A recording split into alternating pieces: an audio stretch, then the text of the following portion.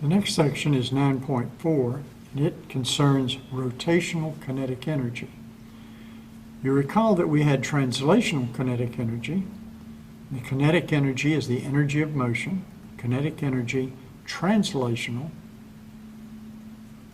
was equal to 1/2 mv squared. So it was 1/2 the mass times the square of the velocity. And we did several problems associated with conservation of energy and looking at this, and I realized what an important concept it was.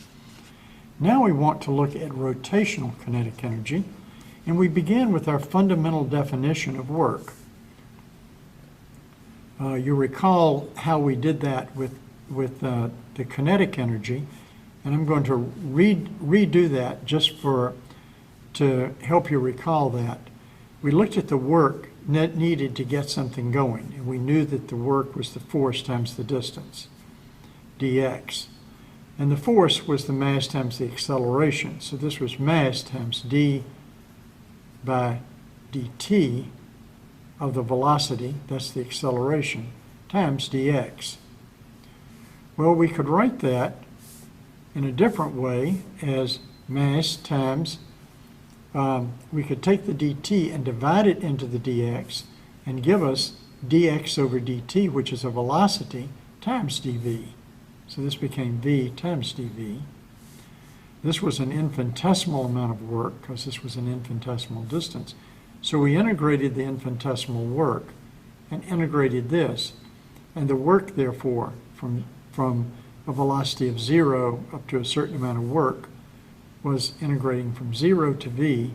And the integral of v dv was 1/2 v squared. So we get 1/2 mv squared.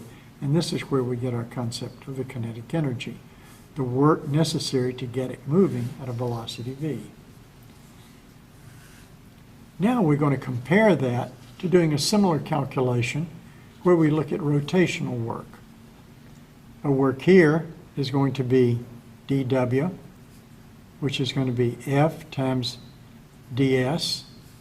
ds is the distance that you go as you're moving around the circle. And you recall that this is going to be F, and we're going to use F normal. Well, let's just say F perpendicular.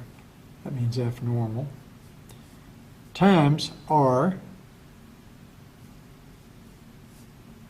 times d theta.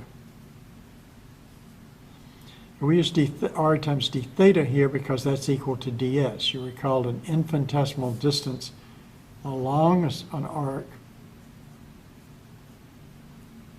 ds is going to be r times the amount of theta, or d theta. So ds is r times d theta.